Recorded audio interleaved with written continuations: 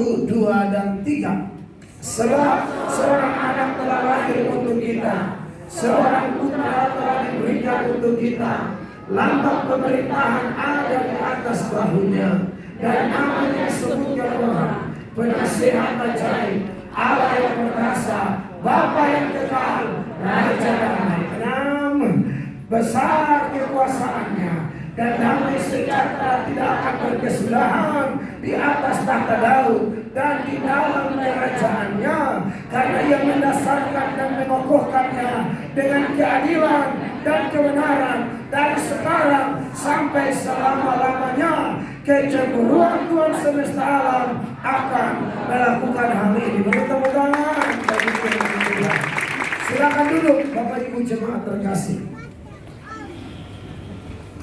Bapak Ibu jemaat yang diberkati oleh Tuhan Yesus, menarik bahwa nats yang baru kita baca Yesaya 9 ayat 5 dan ayat 6. Nats ini biasa dihafalkan oleh anak-anak sekolah minggu atau mungkin kaum muda, kaum ibu, kaum pria dalam perayaan-perayaan Natal. Bahkan sudah jadi lagu dengan berbagai versi, berbagai aransemen, dan semuanya hanya dipakai untuk memuliakan Raja kita. Amin. Karena perayaan Natal itu wajib hukumnya. Saya bersyukur lihat suasana Natal di sini. Semua bagus, semua menarik, semua membangkitkan gairah kudus bagi setiap kita yang datang dengan kerinduan yang jelas untuk memuji menyembah Tuhan. Saya yakin gairah kudus itu, Roh Kudus bekerja dalam diri kita, membangkitkan semangat kita untuk memuji Tuhan. Amin. Semua bagus. Dan yang paling menarik buat saya, ini penari panji. Cara gong-gong bendera itu kalau bukan pemain tuh, iya tuh, tak punya buang kalau tidak konsen tusuk di tandingan. Saya lihat wah, luar biasa gitu loh. Saya sudah ikut banyak ibadah, tapi tari panci ada, tapi kalau buang begitu, saya belum lihat. Baru di vlog.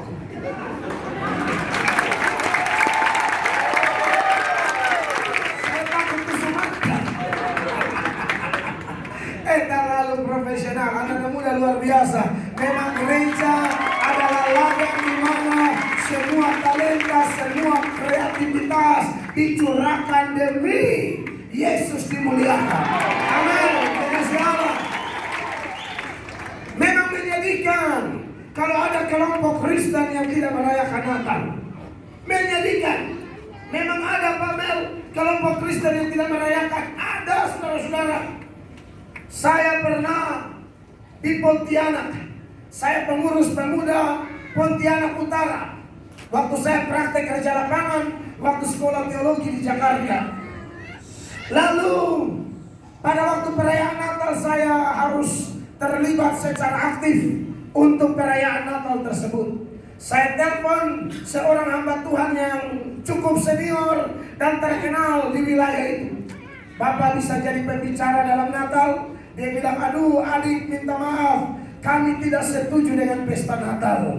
Kami Kristen, tapi kami tidak setuju dengan perayaan Natal. Sebab Natal tidak ada data eksplisit di dalam Alkitab yang menyuruh kita merayakan Natal.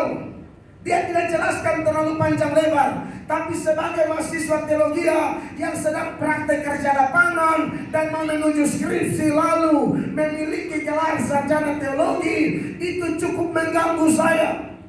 Saya terlalu polos. Saya pikir asal nama Kristen, asal pendeta, asal satu gedung namanya gereja karena ada salib di depan, pasti sepakat dengan pesta Natal, pasti sepakat dengan perayaan Natal. Ternyata tidak, saudara-saudara. Ada yang menolak sekalipun mengaku Kristen.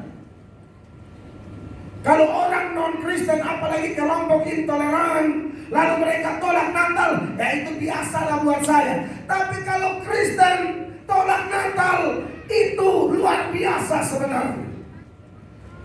Lalu saya punya keinginan yang kuat untuk cek dan recheck, cari tahu apa yang melatar belakangi orang-orang Kristen tertentu, hamba Tuhan tertentu, pendeta tertentu tolak pesta Natal. Setelah cek, mereka punya pandangan begini. Ternyata pakai Alkitab juga. Nah ini masalah. Kalau hanya pakai Alkitab tapi ditafsir secara out of context, ya out of the context, ini repot ini. Saya cari tahu, ternyata saya temukan anti Natal itu dimulai dari anti ulang tahun. Karena Natal itu kan ulang tahun Tuhan Yesus. Lagu-lagu tadi lirik luar biasa. Saya baru pernah dengar lagu ada lirik selamat ulang tahun Tuhan Yesus. Selama saya jadi Kristen, yang ada kan selamat hari Natal. Ini selamat ulang tahun. Luar biasa itu. Sampai bikin lagu. Memang, haleluya. Tepuk tangan beberapa gembala kita dulu. Luar biasa. Ini motivasi kita supaya ya toh, kita kalau bisa dulu cerita orang Punama, sebenarnya kalau dikuduskan itu kata-kata jadi lagu. Iya toh, tapi yang ujungnya memuliakan nama Tuhan. Saya yakin itu luar biasa sekali. Nah, kekasih Tuhan, kelompok anti Natal dimulai dari anti ulang tahun. Kenapa mereka anti ulang tahun? Mereka bilang di Alkitab, periksa sendiri, tidak ada orang benar, nabi hamba Tuhan merayakan ulang tahun. Tidak ada. Yang merayakan ulang tahun penjahat semua, dan dalam ulang tahun mereka, perayaan mereka selalu makan korban. Yang pertama, Kejadian 40 ayat 20 sampai 22. Bapak Ibu catat saja, ayat itu cerita tentang ulang tahun Mesir 1, namanya Firaun, dan orang yang digantung mati. Tempat ulang tahun Firaun adalah kepala juru roti, teman penjara Yusuf, di mana Yusuf bilang nanti kau digantung mati. Itu tempat hari ulang tahun Firaun. Lalu ulang tahun kedua yaitu Herodes. Dalam Matius pasal 14 ayat 6 sampai ayat 8 Anda baca di sana dan seterusnya. Di ulang tahun Herodes yang mati Yohanes Pembaptis. Sudah begitu lagi Bapak Ibu. Saya gali lagi, cari tahu, belajar lagi, dan saya dapat ternyata mereka bilang penjahat bikin pesta ulang tahun, Nabi kutuk hari lahir. Siapa hamba Tuhan yang kutuk hari lahir? Ayub kutuk hari lahir, saudara-saudara. Ayub pasal 13 ayat 1. Istri saya akan baca buat kita sampai 4 ya. Sesudah itu Ayub membuka mulutnya dan mengutuki hari kelahiran. 2. Maka berbicaralah Ayub. 3. Biarlah hilang lenyap hari kelahiranku, dan malamnya mengatakan seorang anak laki-laki telah ada dalam kandungan. 4. Biarlah hari itu menjadi kegelapan. Janganlah kiranya Allah yang di atas menghiraukannya, dan janganlah cahaya terang menyinari. Bukan cuma Ayub, mereka bilang cek kembali Yeremia juga kutuk hari lahir. Di Yeremia 20 ayat 14 dengan jelas di sana Yeremia mengutuki hari kelahiran dengan berkata demikian. Terkutuklah hari ketika aku dilahirkan. Biarlah jangan diberkati hari ketika ibuku melahirkan. Lalu kelompok ini bilang sekarang pilih, mau ikut teladan para nabi atau teladan orang kafir? Mau ikut teladan orang benar atau teladan orang jahat? Kalau teladan orang jahat silakan bikin pesta, silakan bikin ulang tahun. Tapi kalau mau ikut teladan hamba-hamba Allah, kutuk dong, katanya begitu. Wah ini bikin tambah pusing. Saudara jangan curiga dulu bagi saya ini sedang gali buat kita di kelompok pro Natal semua. Amin. Tapi kita tidak bisa tutup mata, tutup telinga bahwa ada kelompok anti ulang tahun sekaligus anti Natal yang ada di tubuh gereja. Ada. Saya pikir-pikir ini kedua nabi kok bisa gitu loh. Ayub kutuk hari lahir, Yeremia kutuk hari lahir. Semiskin-miskinnya orang, dia akan berusaha melakukan sesuatu di hari yang istimewa itu. Saya ingat walaupun saya keluarga yang miskin, melarat, ekonomi lemah lembut dan rata tanah, tapi Anda tahu usaha bikin ulang tahun walaupun tidak selalu bunuh ayam.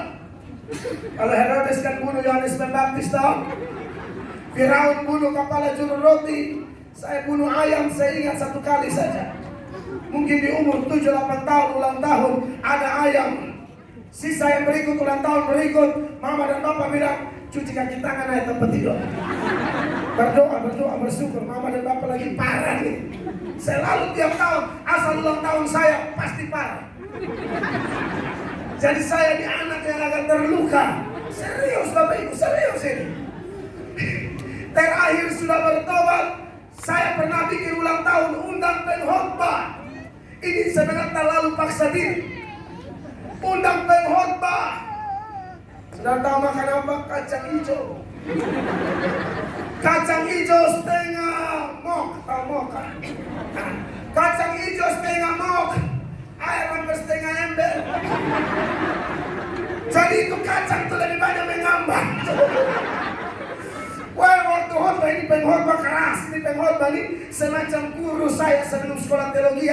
Saya otodidak dan saya belajar dari pengkhotbah yang non gelar teologi, tapi dipenuhi Roh Kudus. Jadi khotbahnya tak bakar, menyala. Dia khotbah semua amin, haleluya. Pas makan tuh muka bangka semua. Itu gak ada apa denganmu. Beta tanya, enak? Mereka bilang, Tuhan baik.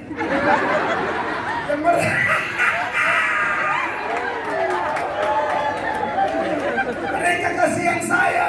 Di hari ulang tahun mereka tidak enak kan beta groto. Enak kak. Haleluya. Setelah beta angka begini ternyata memang tidak manis kurang gula. Beta tanya mama di dapur, mama posisi gula parah. Semiskin-miskinnya saya paksa diri biar masak makan kacang hijau setengah mok, air lebih banyak dari kacang. Gula kurang. Cara undang pembicara lagi. Saya pikir saya main-main, serius ini. Maka di saat-saat Tuhan sudah berkati, saya pernah bikin balas dendam. Saya bikin ulang tahun saya 1 kol yang hadir hampir 5.000. Karena kalau emosi dia masa lalu. Kita emosi sekali di masa-masa kejam. Bikin di kor gedung olahraga. Pembicara undang berapa? 5 atau 6 dari segala macam gereja. Khotbah semua. Ulang tahun penista berapa? Ancur-ancur sekalian. Beta ingat kacang hijau itu beta emosi. Sampai ini hari. Dan nanti 15 Januari pas ulang tahun saya itu hari Minggu. Saya bilang mama ibadah 1-2 makan mesan. Tapi ingat kacang hijau itu masih. Balas dendam, meratakan meja bergelombang. Artinya begini Bapak Ibu. Saya baca Ayub dan Yeremia. Kenapa ini 2 hamba Allah kok bisanya kutuk hari lahir? Biar hari itu menjadi hari kegelapan. Janganlah hari itu dibicarakan orang terkutuk. Lalu ini yang dijadikan dasar oleh kelompok anti Natal untuk mengatakan tidak perlu rayakan ulang tahun siapapun, termasuk ulang tahun Yesus. Benarkah demikian? Keliru besar Bapak Ibu. Saya sudah sampaikan di Ambon dalam beberapa kesempatan yang lalu. Saya datang dan saya ingatkan, dalam menafsirkan kitab suci tidak bisa semua ayat itu jadi rumus bagi kita. Ada bagian-bagian yang bersifat cerita dan tidak boleh dipaksa jadi rumus. Yang jadi rumus itu hanya 3 hal: janji, perintah, larangan. Amin. Kalau dia bilang jangan bersinah, ya jangan bersinah. Yang 2022 masih tukang bersinah, ini malam bikin keputusan. Amin. Takutnya tidak mau bertobat, Tuhan tekan tombol di atas, putus di bawah, tidak masuk 2023. Amin. Ada loh pengurus gereja kadang-kadang hitung kolete, pencuri kolete. Padahal rumusnya jelas, jangan mencuri. Orang tuh kolete lewat, taruh dia kolete lewat, ambil. Ambil. Ya. Ingatan kuduskan hari Sabat, perintah pergi beritakan Injil, itu rumus. Janji, ketahui aku menyertai kamu. Siapa cari dahulu kerajaan Allah dan kebenarannya, semua ditambahkan. Pegang Tuhan, itu rumus. Tapi kalau ayat bilang Yesus jalan di atas air, jangan ikut. Amin. Ada tidak Yesus jalan di air? Ada. Tak usah ikut. Jangan saudara mau penginjilan di pulau mana ke Tuhan, sebagaimana engkau jalan di atas air. Hamba tidak percaya kapal cepat, kapal lambat atau speedboat. Hamba akan mempraktikkannya. Haleluya. Waktu saudara jalan, ikan hiu dan buaya lihat. Mereka bilang hadiah Natal, baku rampas.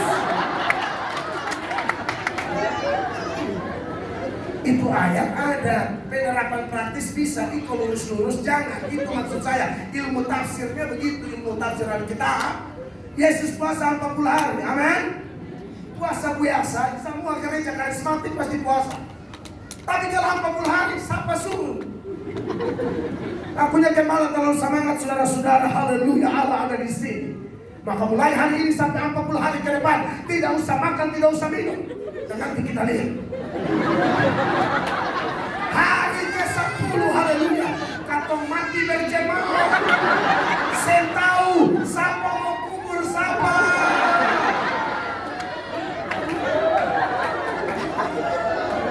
Hei pemuda-pemudi jomblo yang ada di ruangan ini. Yesus tidak nikah, amin. Jangan ikut. Oh iya dong. Siapa suruh? Tidak ada yang sudah minta saya kawin. Oh saya kawin mencekil gimana? Takutnya ada yang dalam rohani menyembah melompat-melompat tafsir ayat overlap. Ya kan? Ada nyong SMS, nyong WA nona. Beta suka parale. Nona dia kakak nyong minta maaf buat Yesus saya kawin. Kakak nyong tetapi kakak nyong posisi beta single fighter sampai mati. Siapa suruh?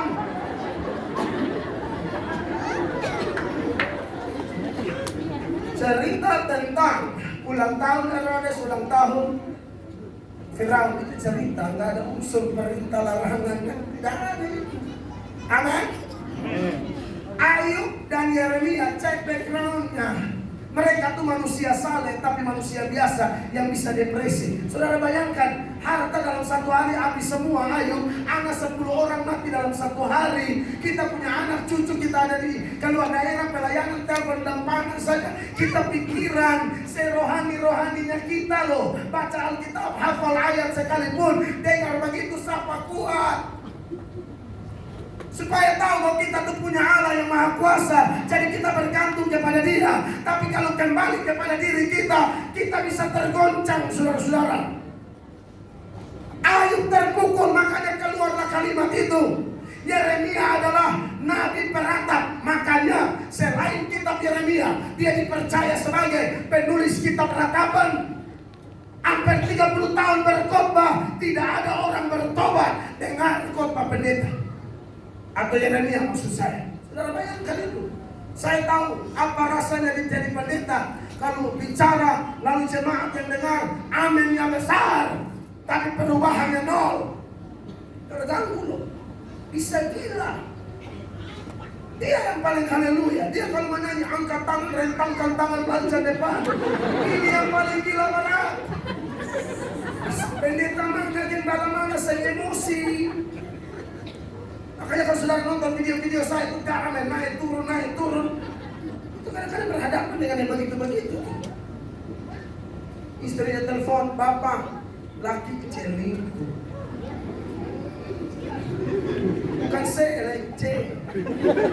selingkuh. Laki iblis, model begitu. Makanya saya suka di daerah saya kan kantong Kristen. Survei membuktikan di mana kantong Kristen, di sana pun kejahatan moral gila-gilaan. Saya pengkhotbah langganan di penjara jangan ketemu orang kafir, jarang. Paling banyak Matius, Markus, Lukas, Yohanes, Yakobus, Daniel, Yosua, Maria, Mazda. Paling banyak penghuni penjara. Saudara-saudara, kelakuannya aneh-aneh padahal Kristen. Nah saudara-saudara diberkati oleh Tuhan Yesus Kristus. Maka dari itu maklumlah kalau Yeremia mengutuk hari lahir. Dia manusia biasa, Ayub manusia biasa. Dan latar belakang cerita mereka pun tidak harus jadi rumus bagi kita. Amin. Yang rumus bagi kita Alkitab mengatakan dalam Efesus 5 ayat 20, 1 Tesalonika 5 ayat 18, dua ayat itu senada, yaitu mengucap syukurlah dalam segala hal. Apalagi hari besar seperti Natal. Saya aneh kalau ada orang tidak merayakan Natal. Padahal Alkitab berkata, Yohanes, papanya ketika lagi pelayanan Zakaria itu, malaikat datang kasih tahu istri Elisabet akan hamil. dan akan mengandung. Harus kau beri nama dia Yohanes. Lalu malaikat bilang begini sama Zakaria dalam Lukas pasal 1 ayat 13-14. Lukas 1 ayat 13. Firman Allah berkata demikian. Lukas 1 itu 13. Tetapi malaikat itu berkata kepadanya, "Jangan takut, hai Zakaria, sebab doamu telah dikabulkan, dan Elisabet istrimu akan melahirkan seorang anak laki-laki bagimu, dan haruslah engkau menamai dia Yohanes. Kalau Yohanes lahir, apa yang terjadi? 14 malaikat bilang begini, Engkau akan bersukacita dan bergembira, bahkan banyak orang akan bersukacita atas kelahirannya itu." waktu Yohanes lahir, kamu akan bersukacita, dan bukan cuma kamu. Banyak orang akan bersukacita dengan kelahiran Yohanes. Yohanes siapa sih? Sampai kelahirannya orang harus pesta, sampai kelahirannya orang harus bersukacita. Yohanes Mesias? Bukan. Orang pernah bertanya kepada Yohanes, apakah engkau Mesias? Yohanes bilang bukan. Untuk Mesias, membuka tali kasutnya pun aku tidak layak. Tugas membuka tali kasut adalah tugas budak. Yohanes dalam urusan hubungannya dengan Tuhan Yesus, dia bilang seolah-olah saya dibawa budak, dibawa kesek. Tapi orang yang adalah budak ini, hamba ini, ulang tahunnya, kata malaikat, semua harus bersukacita. Masuk di otak tidak? Ulang tahun babu pesta, bos punya anak ulang tahun, semua saya. Tidak masuk otak. Makanya kenapa Natal pertama, haleluya. Saya sudah ikut banyak Natal selama saya jadi Kristen, apalagi saya berdoa. Oh Natal, apalagi kalau Natal orang Ambon, penyanyi Ambon, dulu Glenn masih hidup. Penyanyi Ambon hebat, suara putar picah ancur. Saya pernah ikut Natal orang Batak. Orang Batak itu jangankan menyanyi, menangis saja itu bisa bagi suara. Menangis. Orang Batak bisa bagi. Betani jangankan menangis, menyanyi saya bukan pecah suara picah. Luar biasa. Tapi tidak ada Natal, saya mau Natal pertama. Sebab satu surga turun, saudara. Satu surga turun. Malaikat mana yang false? Malaikat mana yang false? Tidak pakai latihan do la tidak pakai. Itu penyanyi kelas barat, semua penyanyi kudus, semua satu surga kosong. Maka saya percaya semua kita yang merayakan Natal, sesungguhnya spirit surgawi ada di dalam diri kita. Natal harus heboh.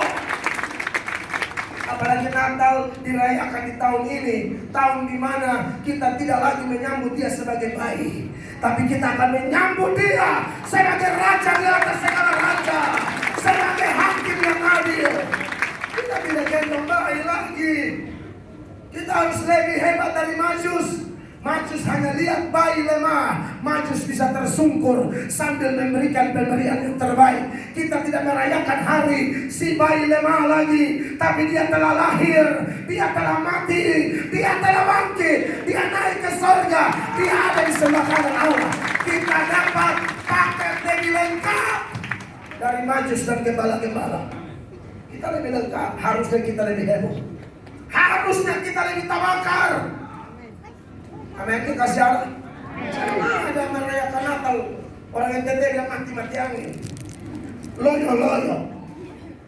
Tidak ada istilah mati-mati angin. Amin. Dan menarik, tema Natal GBI Fokus on Christ Ambon adalah Natal membawa kuasa. Amin, kasih Tuhan. Dan nas yang kita pilih adalah satu nas yang menjelaskan hal-hal berkaitan dengan kuasa itu. Sebab dalam Yesaya pasal 9 ayat 5 ada gelar-gelar Kristus yang tertuang dalam ayat ini. Penasehat yang ajaib, Allah yang perkasa, Bapa yang kekal, Raja damai. Amin. Saya akan menjelaskan secara sederhana gelar-gelar Kristus, karakter Kristus yang ada di dalam Yesaya 9 ayat 5 itu. Yang pertama dikatakan penasehat ajaib. Banyak versi Alkitab seperti New American Standard Bible, New International Version, Revised Standard Version, mereka punya terjemahan mirip terjemahan Indonesia, di mana penasehat ajaib digabung jadi satu, seolah-olah satu karakter. Tapi versi King James, dia bedakan antara penasehat, counselor, dan ajaib, yaitu wonderful. Saudara-saudara, ini dua hal yang berbeda sebenarnya, tapi tidak terlalu soal kalau kita satukan. Dia memang ajaib, amin. Dia ajaib dalam pengajaran. Waktu dia berkhotbah, orang-orang terkagum-kagum dan berkata, diberkatilah susu yang menyusui engkau, ibu yang mengandung engkau. Tapi Yesus berkata, yang lebih diberkati adalah mereka yang mendengarkan, merenungkan, dan melakukannya. Bukan masalah mengandung hamba Tuhan, bukan masalah mengandung seorang pelayan Allah, tapi persoalannya kita menjadi pelaku firman atau tidak.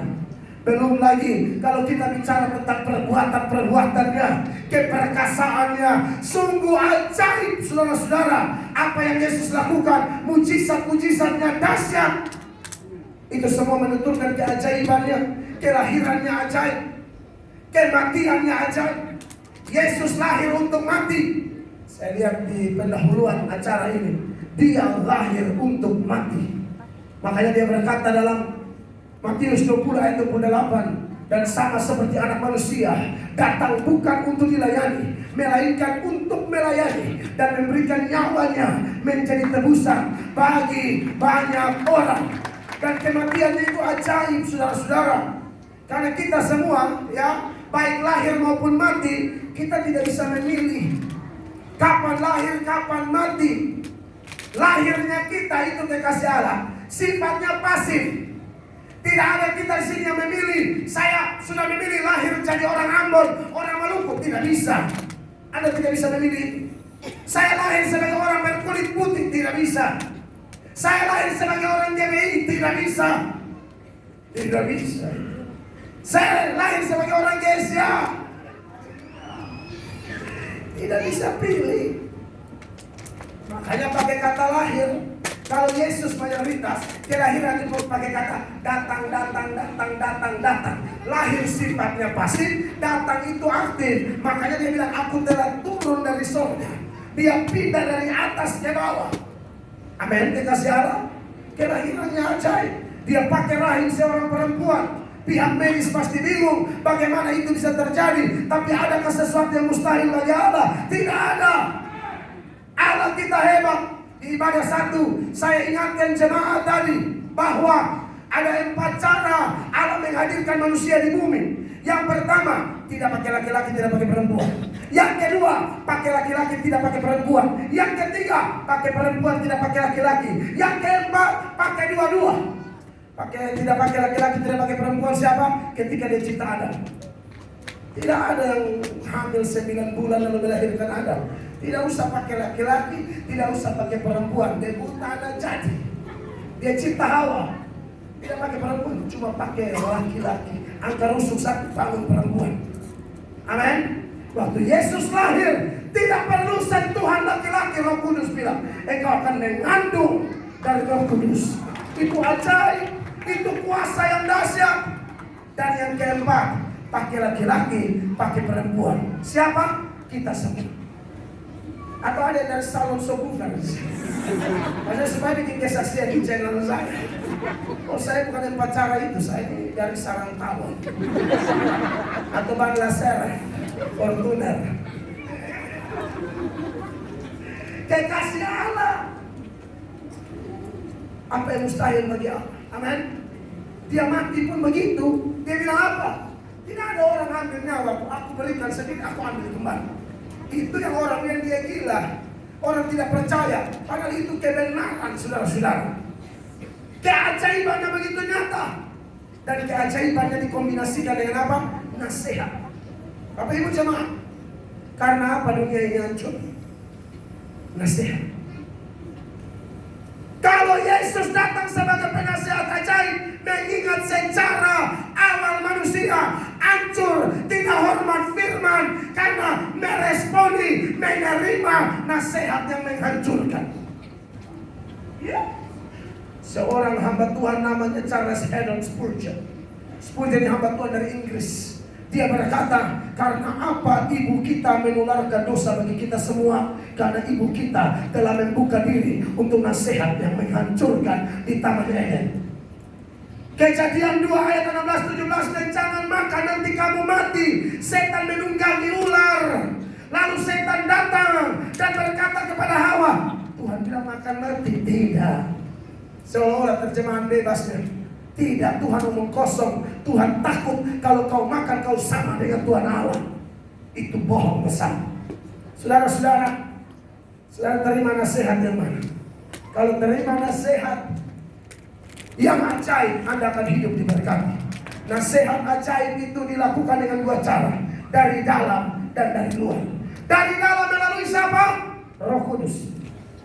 Anda yang percaya dimeteraikan dengan Roh Kudus, Roh Kudus akan membawa nasihat ajaib itu untuk menuntun kita supaya tidak miring ke kiri atau miring ke kanan.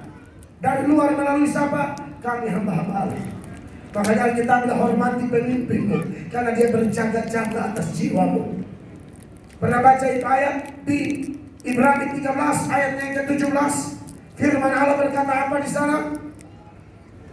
Taatilah pemimpin-pemimpinmu dan tunduklah kepada mereka, sebab mereka berjaga-jaga atas jiwamu sebagai orang-orang yang harus bertanggung jawab atasnya.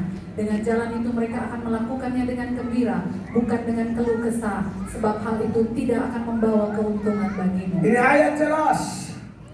Taatilah pemimpinmu, karena kami hamba-hamba Allah. Juru bicara Allah adalah Allah Tuhan untuk menasehati kita dari luar. Kalau mau diberkati, kalau mau hidup dalam kemuliaan saudara-saudara, maka terimalah nasihat Tuhan. Karena ketika Tuhan memberi nasihat, tujuannya membawa kita kepada kemuliaan. Dan nasihatnya itu ajaib. Kalau seringkali keajaiban itu tidak berdampak, bukan karena kuasanya hancur, bukan karena keajaibannya hancur, tetapi Allah bukan Allah yang diktator, yang paksa-paksa orang. Saudara, melalui perayaan Natal ini sebenarnya satu persiapan untuk kita masuk 2023 nanti sebagai orang-orang yang mengerti Yesus datang untuk membawa nasihat ajaib supaya hidup kita ditinggikan, diangkat, dibawa masuk kepada kemuliaan. Makanya Mazmur 73 ayat 24 firman itu bilang begini.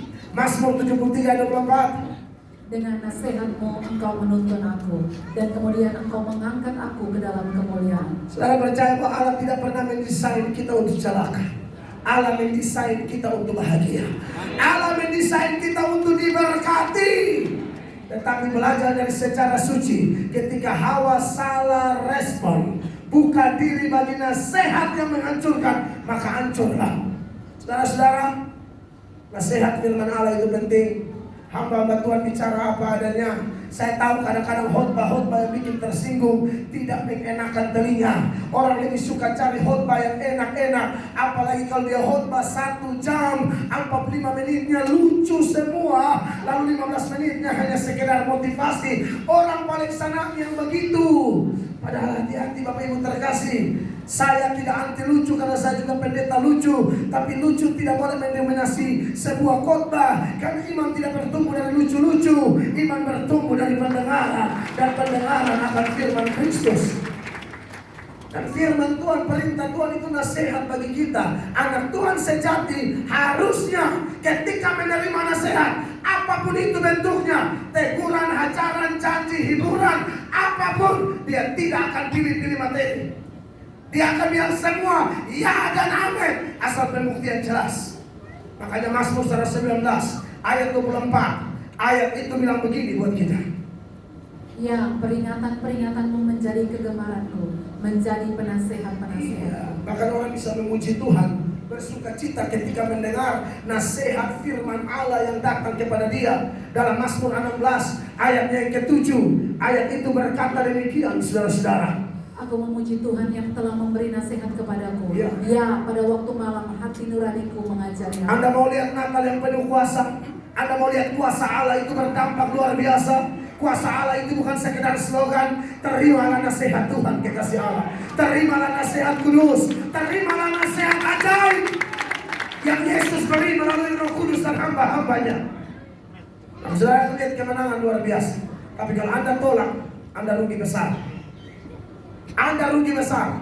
Karena ada ayat bilang, waktu orang tolak nasihat, benci pengetahuan, benci firman, menolak hamba-hamba Allah, nanti Anda celaka. Tuhan bukan kasihan, Tuhan ketawa lihat saudara. Tuhan olok-olok kehancuran saudara.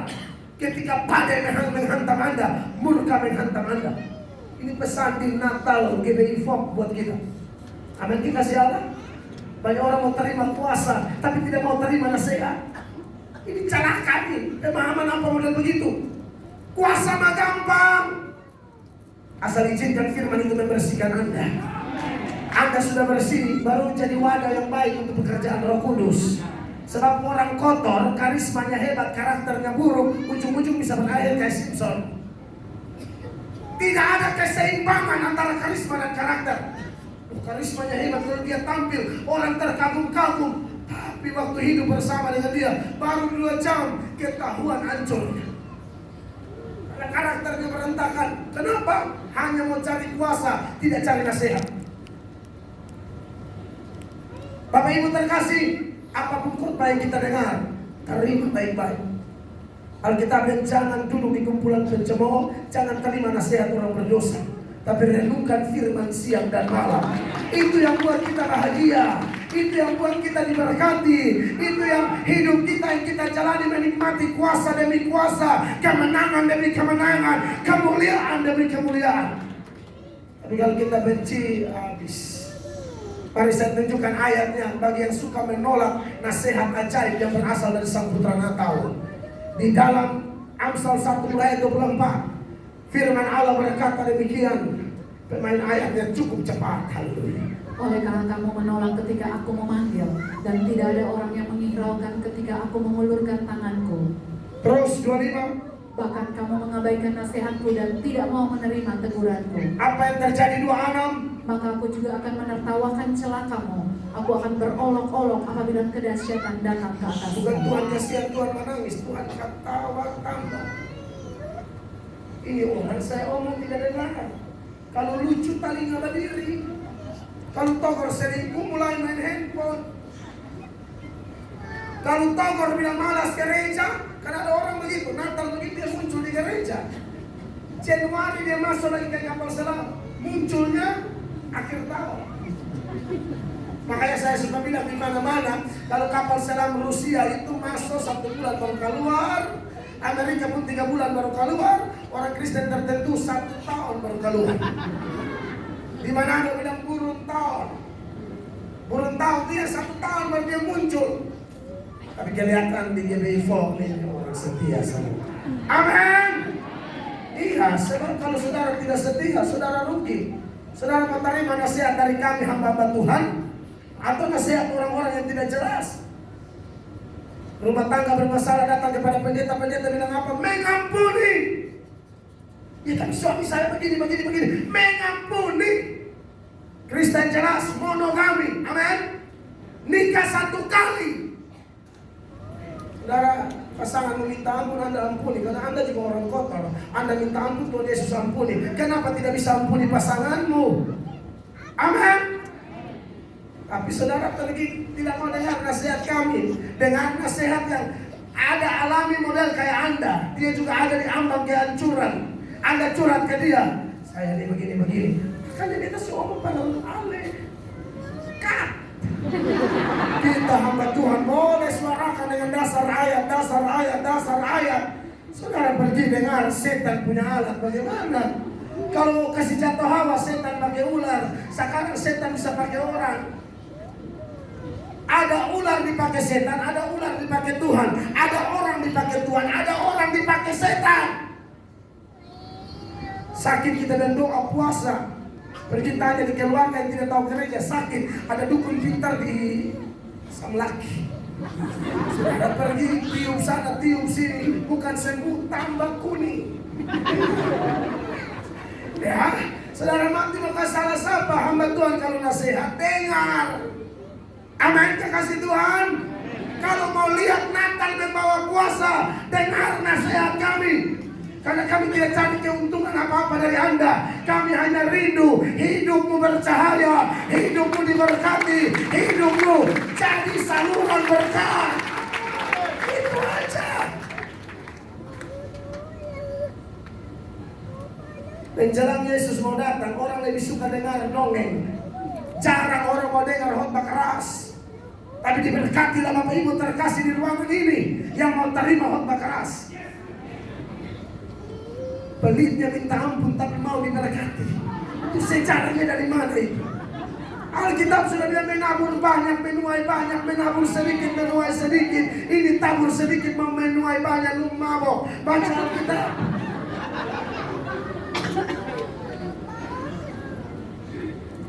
Pemberi pakai periksa uang. Tuhan Yesus tidak berubah, pati murah tidak berubah. 1.000. Jangan kata pati murah-murah Maluku ya saudara, itu terus. Soekarno-Hatta juga saudara kita, orang Indonesia. Ada lagi yang mau kasih 1.000 pakai kabas. Kabas itu banting-banting, mau cek uangnya asli atau tidak. Kalau palsu pedangnya jatuh. Makanya dia kabas. Pati murah punya pedang. Saudara-saudara yang diberkati oleh Tuhan Yesus, anak-anak muda di Fok, semangat melayani, singer, song leader, pemusik, malompa luar biasa. Kalau pacaran jaga kekudusan. Ini nasihat kudus dari hamba Tuhan yang merupakan alat kecil dari sang penasihat ajaib. Kalau mau lihat kuasa Tuhan di dalam masa mudamu, jaga kekudusan. Maria melihat kuasa Tuhan karena dia perempuan yang jaga kekudusan. Dia bilang, aku belum pernah disentuh laki-laki. Pelayanan tapi disentuh laki-laki, tidak ada reaksi, tidak ada perlawanan, malahan penyembahan lagi. Ada loh anak-anak nyompekan, dia angkat tangan, dia jamah segenap hidupku, kakaknya terus dan siap nyompekan tangkis. Dulu beta di latihan kempo, ada satu tangkisan di kempo, dia punya nama Harayuke. Jadi dia kaki agak Jackson, right? Begitu. Ada orang jamahnya begini. Ada cari hal, penggoda, pencobaan.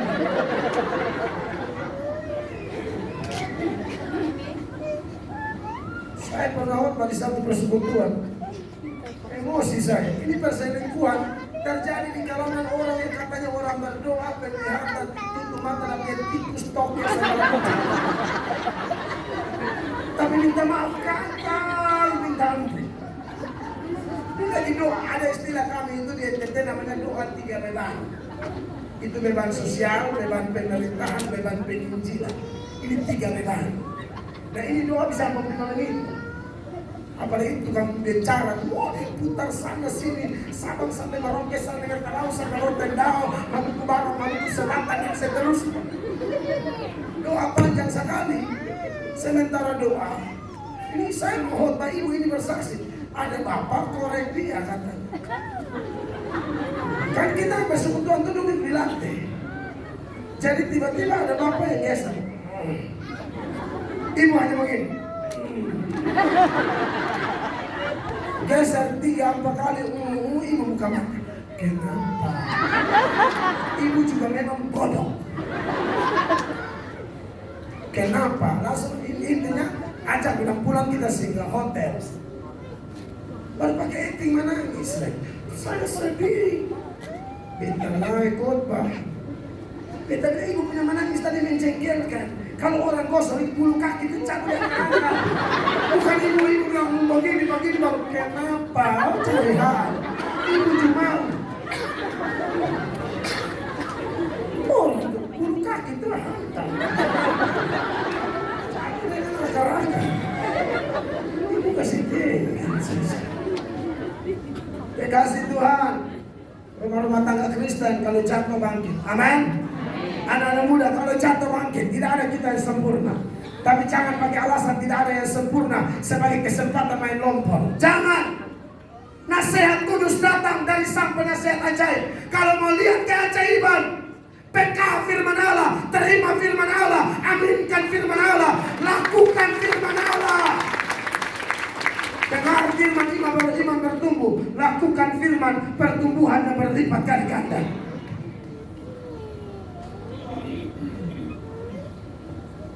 Cik, Tuhan.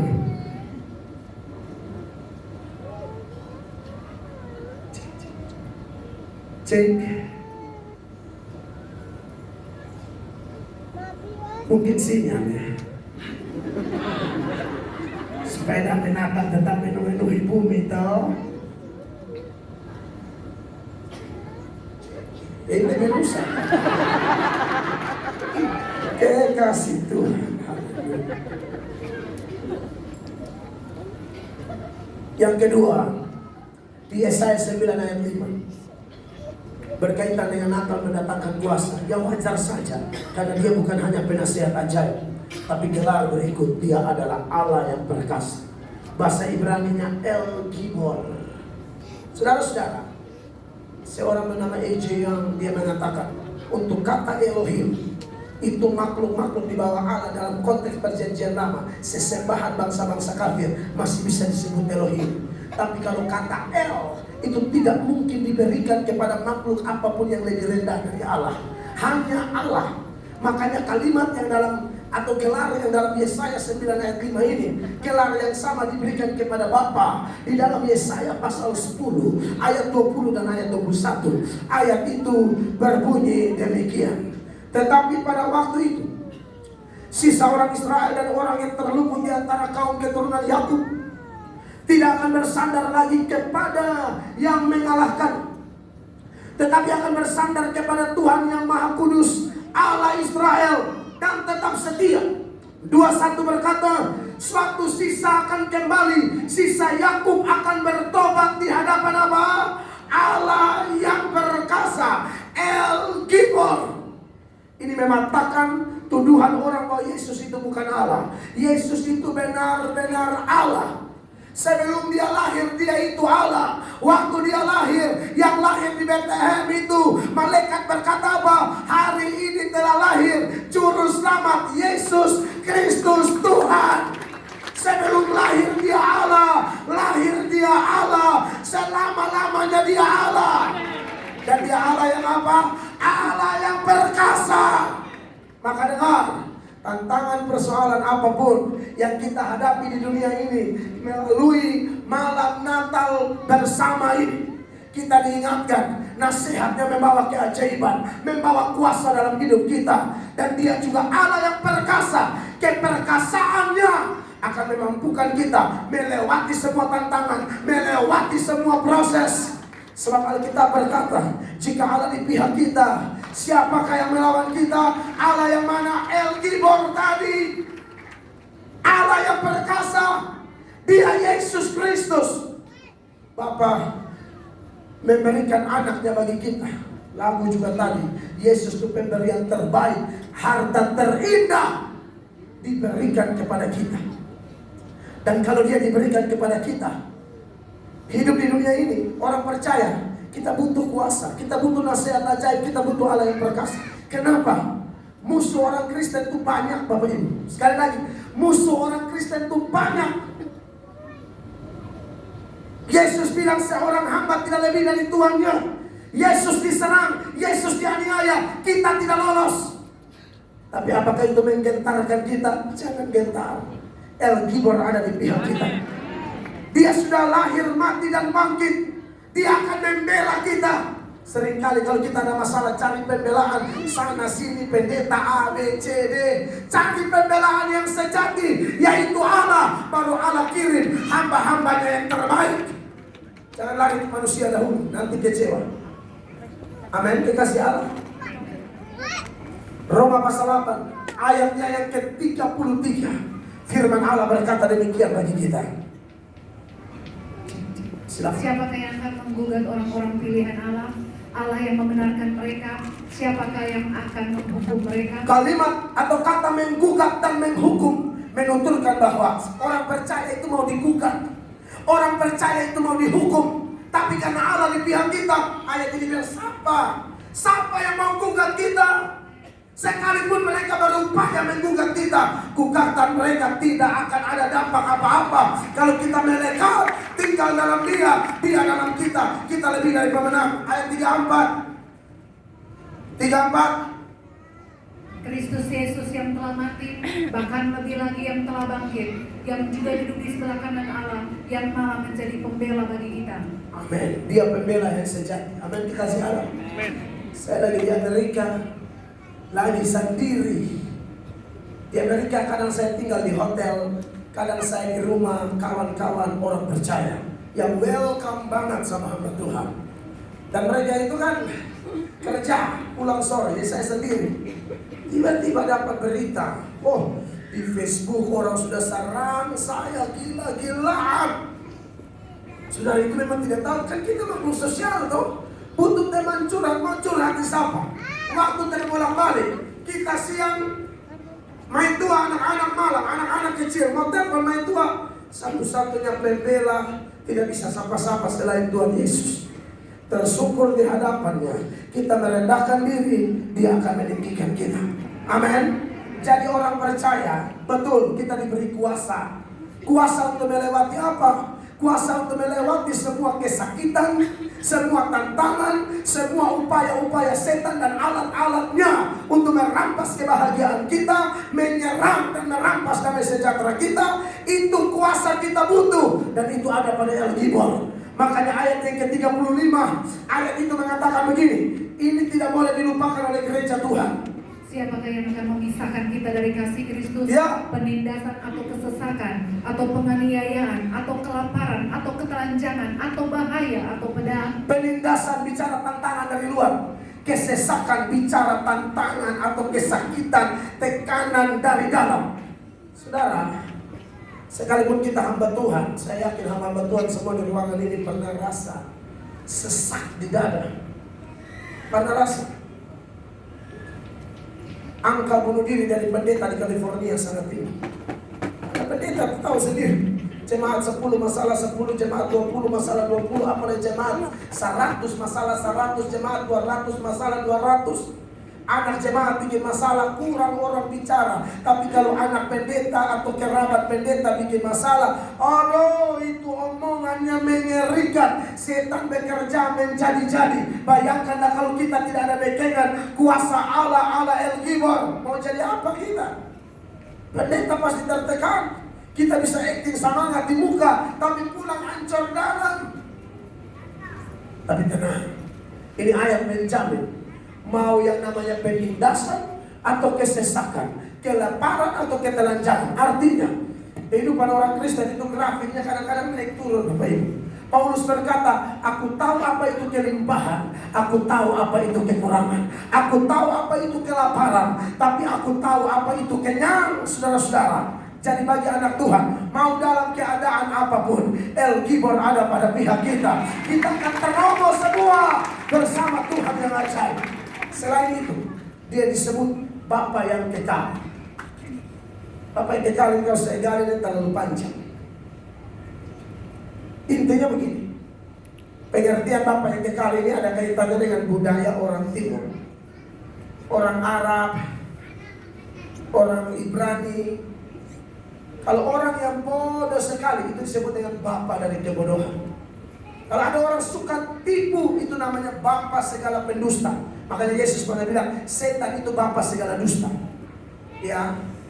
Kalau ada orang pintar sekali, ini bapa hikmah. Ada orang yang suka bantu orang, karakter atau kualitas yang paling menonjol dari dirinya, dia akan disebut bapa bagi orang miskin.